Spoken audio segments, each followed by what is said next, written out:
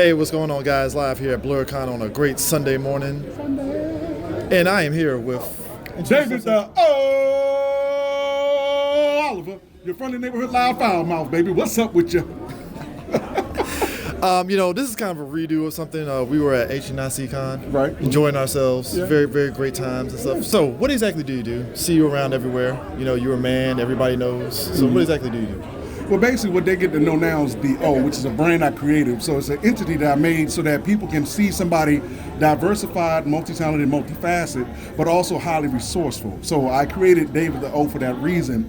But I started off in the business as a dancer. Then I had a growth spurt, and there was a lot of stuff I couldn't get into. So I had to create my own lane. So as a guy 6'6", 300 some odd pounds doing Kung Fu is just unheard of. Yeah. So I started off with dancing on BET, which gravitated to me doing music. I started writing and directing, then I started producing, went to public access and learned how to do everything, created 2 shows, one talent, and one about people with their music, and then it just spilled over to me doing the producer and director thing. Next thing I know, I started acting and started hosting because I was trying to show people what to do. And so now people know me as a voiceover guy. I did Grand Theft Auto with Dr. Dre, and then about to do some more stuff, so I got gag orders. But it's a lot of acting, voiceover, and stunt. So, doing voiceover, because that's kind of one of the big things that me and the guys love, seeing a lot of voice actors. How was that process, especially because you mentioned the GTA project? How was that project going in terms of doing voiceovers and such? Oh, man. It was wild because, as I tell people, and I teach class now, right? Now people got me teaching how to be an entertainer. But one of the things I tell my students is you still got to act. And a lot of people think, oh, I got a good, sexy voice. I sound like this. And some of the girls are like, yeah, I be this. And I be like, okay. But can you really personify Jennifer if your name is Shanika? Yeah. Can you really personify Jonathan if your name is Dexter Sinclair? And it's like you still got to put an act into it. If you don't act, the voice doesn't emote. Yeah. So you miss the nuances of behaving, creating a character. And like I tell my students, we don't act, we perform. And so the process for me was, I'm at home, I had to do a character. I can't give you the company secret stuff, but I had to do the character, and it started off where I was doing Snoop Dogg and Too Short. Sounds kind of crazy, right? Like, yo, get in the car, man. What you saying, nephew? And it ended up when I get to the studio, Sam Jackson meets DMX. Yo, what the fuck's going on, son? And it was hilarious because I'm doing it, and the director caught me one line. I slipped and went back to my street days. Yeah. And he comes and cut thing, Dave, that sounds like you.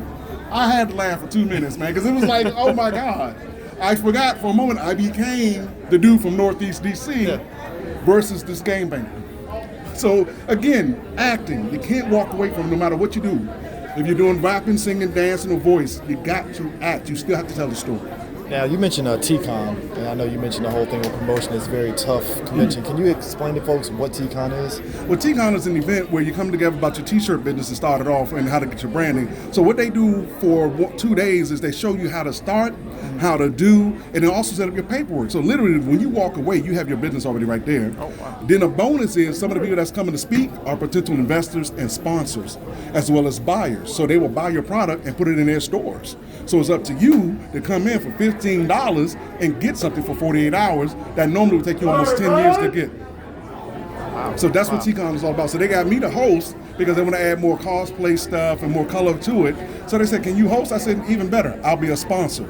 Oh, wow. So I'm sponsoring it because my company, Magnificent Production, is a temp agency for entertainment, which is unheard of because, again, just like a regular temp agency, you say I'm a camera guy on an interview, somebody says I need a host for something, I'll bring you in, they cut the check, sign the contract, you get your commission from them, I get mine from them, and we walk away happy.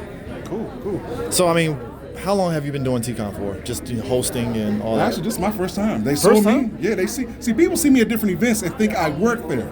No, like even today, I'm just here with some friends who said, hey man, can you come do this for us? Yeah. And that's what I do. So everywhere I go, people seem to think I work there. Yeah. And that's just the persona that I built. That's why I said the O is who it is. So you can be the next O, because I will show you the techniques, how to walk into the room and make it yours. And next thing you know, it's CJ O.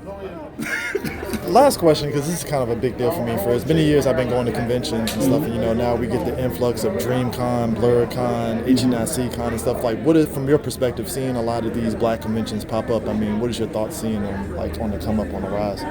Well, I don't really have it, because see, the one thing I learned, like I told this one guy who hit me up for one of these cons, right?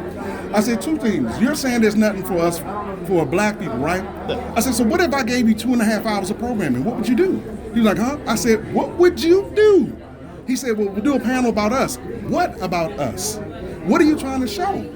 I said, how about this? Didn't we do Uno at the thing? He's like, yeah. I said, why not do an Uno tournament? The easiest thing we all do, tell everybody, give you $5, $10, come on out, do the thing, set it up off to the side like everybody else do, show programming the power of your presence. It's still about the volume of people, how much money does it generate, and then what is the interest outside of that? Like, how do you make it so that people want to come and say, come on in? So I told him, stop saying just us. This is a part of a Japanese culture, so we got to represent color to color. Yeah. So I said Uno is based on what? Japanese culture, right? Where you going to? Comic-Con is based on Japanese culture. Yep. Hello, black man running an Uno tournament, that's how you do it. So it was something simple, like take programming and give them something more valuable, and diversified was simply saying, we just happen to be black. That's all. We just happen to be black people. Oh, cool. That's it. That's why you walk away. So that's why I love what they're doing.